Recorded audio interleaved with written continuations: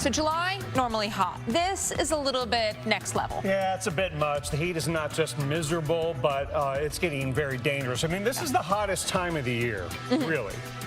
And yes, it gets hot during the day, but at least it cools off at night.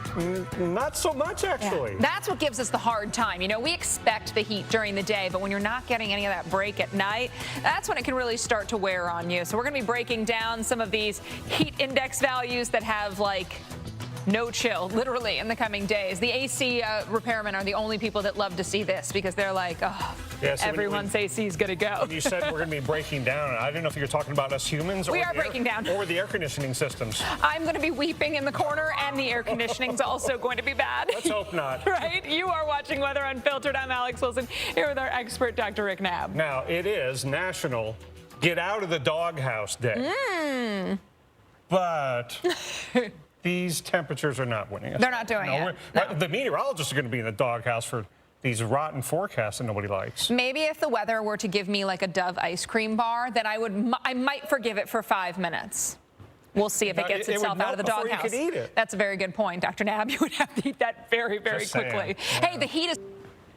Yeah, amazing stuff. You know, these people doing what they can to support their communities. That was a big tornado. You know, that was a significant, damaging, and for some people, life-changing event. Yeah, and when you consider the size and duration, I mean, when something's on the ground for 23 miles, and that 1,750 yards, that's a mile wide. Yeah. That in a major metro is going to be an expensive, very, very dangerous. And this one just goes to show that you can get a tornado anywhere. You can get a tornado in a major metro.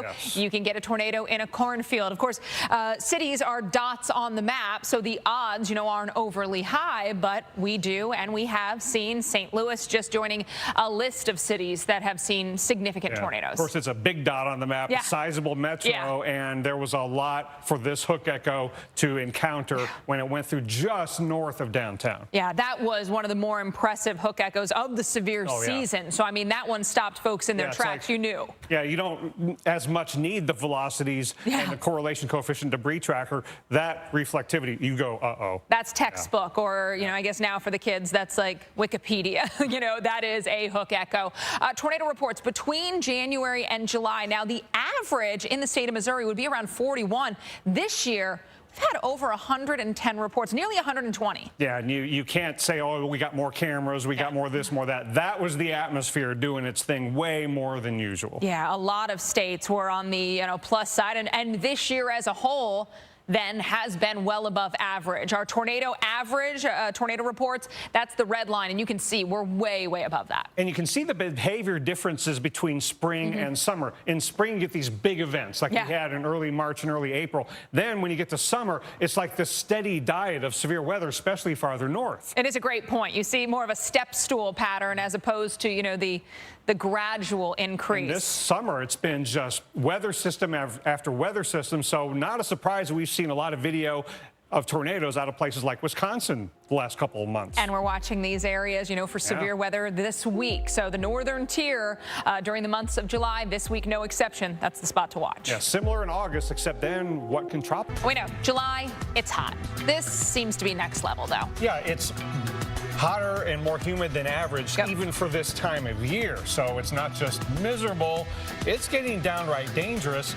You know, when the Weather Service issues advisories and watches and warnings, there is a life-threatening component to it, even when it comes to heat. Yeah, you pointed out it's not just the hot daytime highs, but the very warm overnight lows as well. Now, you're looking at some of the heat index values that we're expecting at the peak of the day. I mean, we're closing in on like 110 in spots. That's crazy. And then at night, the heat index only drops like into the 90s.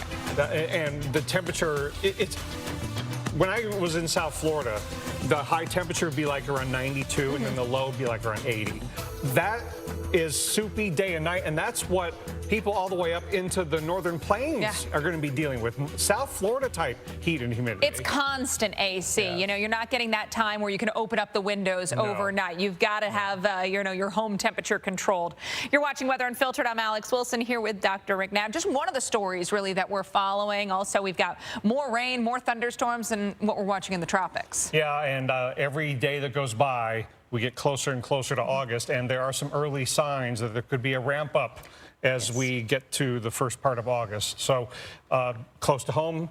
Yeah. Chantal, 93L, we're doing it again off the southeast coast this week. All right, so stay tuned for that. Also, take a look at that. Not just flash flooding, but also severe weather a little farther to the north this week. So now it's, as Dr. Knabb mentioned, those ridge riders, places like Minneapolis. We give you a virtual view. Clouds build and then heavy rain. Thunderstorms come down. Some of these could be on the strong to severe side. Minneapolis, your best chance day for severe weather. Afternoon thunderstorms will be on Wednesday. Still some lingering showers on Thursday. By Friday, temps in the upper 80s with the return of sunshine. So the middle part of the week, I think, will be most active for us. Rainfall to come between now and Friday, probably in that 1 to 2 inch range for many, but there will be spots that exceed 2 inches. So 2, 2.5, even up to 3 inches, especially if you get a few repeated thunderstorms. They're producing really heavy rainfall rates, so that could leave us with some higher amounts.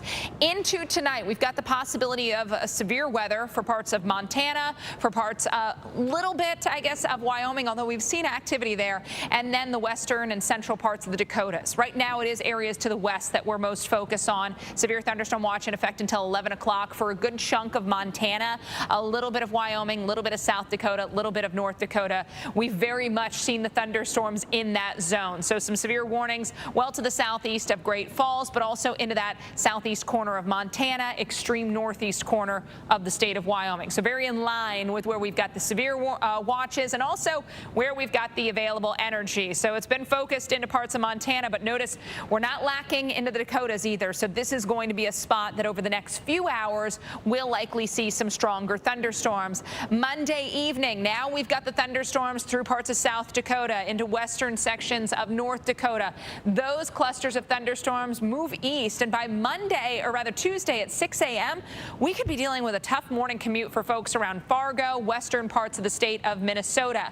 Overall severe threat tomorrow is going to shift farther to the east. So now we've got the eastern Dakotas and a good chunk of Minnesota, extreme northwest parts of Wisconsin. Starting the morning with our thunderstorms again near Fargo. That wind-producing line of storms working towards Duluth by midday. More thunderstorm clusters and complexes get going through the afternoon, evening. We'll look at Minnesota. We'll look at the Dakotas. Again, western parts of the state of Wisconsin. Gusty winds I'd be most concerned about. Very heavy rain, though, could lead to flash flooding, and even 7 a.m. on Wednesday. Dr. Knabb, expect a mess for parts of Minnesota and Wisconsin. I bet people often forget how stormy. Well, he said it. You look at each other as fellow humans. What do my neighbors need? What does my community need? And people like that, always helpful by stepping up. Yeah, and this was one of the most significant tornadoes to hit an urbanized area in quite some time, with an EF3 that was on the ground for 23 miles and was a mile wide. Just north of downtown St. Louis, you know it's going to do a lot of damage. One of our tornado myths, tornadoes don't hit cities. Obviously, this storm completely dispelled that. The hook echo, man, on this thing, on the reflectivity, as you pointed out, save the correlation coefficient, the velocity. When you looked at this reflectivity image on the radar, you went, wow, this means business. This is a dangerous storm. Yeah, no surprise that a tornado warning is issued in a case like this when the signal is so clear.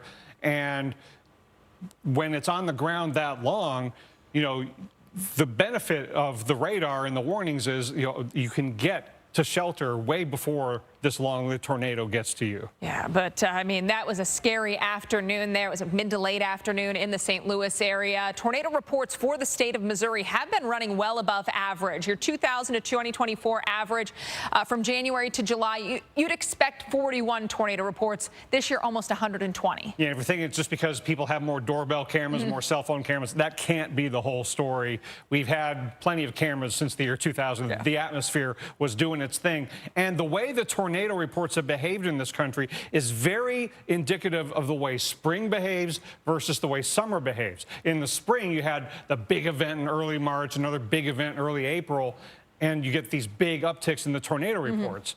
But in the summertime, it's like this steady diet. Almost every day, almost every other day, we're getting tornadoes up north. Yeah, and we have kept things above average really since the start of severe season, since March. Average would be around 929. That's the red line. Our total reports over 1,360. This time of year, it's the northern tier that we watch. That's what we're looking at this week. Yeah, and it doesn't change all that much once we go from July into August, save for the fact that you can get a tropical system to bring tornadoes. July, you're supposed to be hot, but this feels a little next level. This is a little much for a lot of us if we're south of that front that went into New England. Cooled things off there. But we've got not just uncomfortable heat, but dangerous heat. A lot of advisories, watches, and warnings for extreme heat. Yeah, that means, this is going to be the kind of heat that's detrimental to your health, not just during the day, but also at night. Overnight lows are not cooling much. And obviously we want to look in on the health of vulnerable, but anybody could get themselves into trouble if you overexert and don't stay hydrated. All right, we're going to break that down for you. You are watching Weather Unfiltered. I'm Alex Wilson here with Dr. Rick Knabb. We've also got a lot of storms and what you're watching in the tropics. Yeah, I feel like we just keep doing the same thing every week off the southeast coast. We got Chantal, we got 93L, and we've got another something that's going to make Florida rainy this week, and it's going to share with Louisiana again. Let's do it again. Meanwhile, it's been a repeated pattern of rain and thunderstorms. How about, I'm in Florida. How am I going to get there? Thanks to Weather Channel technology, we can take you there, show you virtually what it would look like this week. Expect more clouds, especially during the afternoon, and showers, heavy at times with some of that severe weather risk as well. Minneapolis, it is Wednesday that brings the best chance of the afternoon thunderstorms. Morning showers linger into your Thursday. By Friday, plenty of sunshine. Highs in the upper 80s, so it's going to be warm. It's going to be muggy through the week. That'll help to fuel our rain and thunderstorm chances. Rainfall amounts generally in the 1 to 2 inch range. I do think there could be some spots that exceed 2 inches, especially if you get a few rounds of heavy thunderstorms moving through. Into tonight, possibility of severe weather into parts of North Dakota, South Dakota, Montana. Right now, we're looking at Montana especially. That's where a severe thunderstorm watch continues until 11 o'clock Mountain Time. A little bit of the Dakotas, a little bit of northeast Wyoming also included. But right now, most of our warnings, including that really large severe thunderstorm warning into the state of Montana. We've got another one into the southeast part of the state of South Dakota. Through the late evening and overnight, we're going to see more thunderstorm activity. Looking at the central and northern plains, that's where all the available energy is. So that's going to keep thunderstorms going a little bit later for us. We've got these thunderstorms developing into clusters or complexes. So through the overnight, parts of the Dakotas, parts of Montana remain stormy, and tomorrow's morning drive could be a rough one across north and western parts of the state of Minnesota. Tomorrow afternoon, threat shifts a little farther to the east. So instead of Montana and the Dakotas today, it's going to be the Dakotas, Minnesota, western Wisconsin tomorrow that have the greatest chance of severe weather, starting in a place like Fargo during the morning hours. Minneapolis, you're going to watch for those thunderstorms. Could skim you around lunchtime. I think Duluth, you're very much in line for thunderstorms that could bring you some gusty winds. Tuesday, late day, we've got another cluster or complex of thunderstorms, another one back into the Dakotas. So very typical of these summertime setups where we've got the ridge of high pressure, all the heat and humidity to the south of it, and then we've got the near constant thunderstorms riding along the periphery of our ridge, along the jet stream. So severe weather again on Wednesday, likely into parts of Minnesota, Wisconsin, and the UP of Michigan. And so with the thunderstorms focus there, that's where the greatest rainfall footprint will be. Notice 3 to 5 inches, especially up into the north central part of Minnesota. Dr. Knabb? Alex, let's go back to Chicago. We think July, we think hot. It's supposed to be, right? But this feels a little next level. Yeah, a little too hot, a little too humid, and we'll show you how much above average, even for this time of year, these heat index values are going to be. So these advisories and watches and warnings mean business. These could be life-threatening if you're not careful. And it's not just the afternoon temperature. By the way, your feels like on Wednesday getting up close to 110, but it's the overnight temperatures. They're not cooling much. Can you imagine that in the mornings in places like St. Louis and Chicago, the middle of this week, it's still going to feel like the mid-90s. That's like South Florida kind of heat and humidity. This is AC required weather, truly to, stay healthy. Props to Jackson and New Orleans. Heat index values near 108 on Wednesday afternoon. It's too much. It's too much. No. But there will be opportunities in Louisiana for more rain later this week, because I think Wednesday is the day that it is too hot during the day and then too stormy at night, kind of like last week was. It feels like you can't win. You're like, when it's not pouring, it's hot and humid. When it is pouring, it's pouring. And I think it's okay for all of us to complain about the weather this week. Yeah, just let out your feelings. Yes. You can send it to us. We'll listen.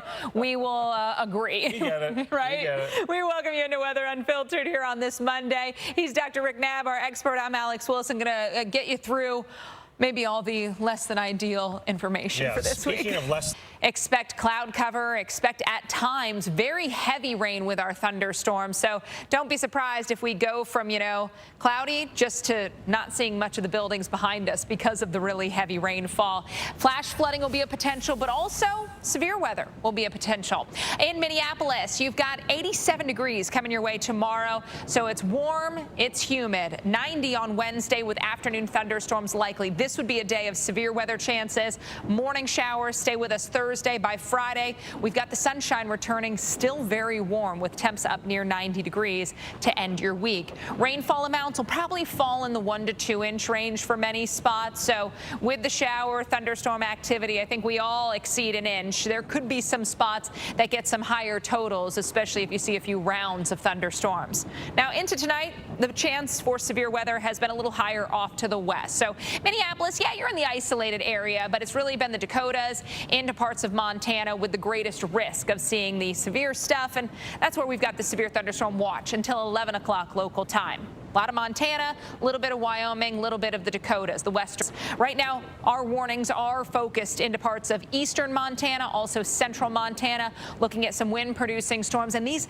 clusters, complexes of thunderstorms will likely bring us wind dangers all the way through the overnight. Last 3 hours shows that the available energy remains high. And as our storms move east through the late evening and overnight, future radar shows, and we expect these are going to stay potent as they move east. So even tomorrow morning, places like Fargo, north and west parts of Minnesota, looking at good opportunities for some gusty thunderstorms that also bring very heavy rain.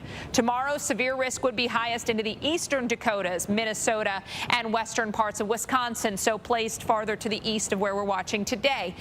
Tuesday morning, as I showed you, starting stormy in Fargo and northwest parts of Minnesota. Duluth around lunchtime. You could get skimmed in the Minneapolis area, UP, parts of Wisconsin, then another cluster of thunderstorms edging towards Duluth and Minnesota, central Minnesota during the late evening. More storms back into parts of the Dakotas. They race east during the overnight. So Minneapolis could be a really stormy start to your Wednesday with showers and thunderstorms likely, and we'll watch again during the day. Rhinelander, Marquette, Minneapolis, Rochester, all in the zone for severe weather, Dr. Knabb, midweek. And farther south in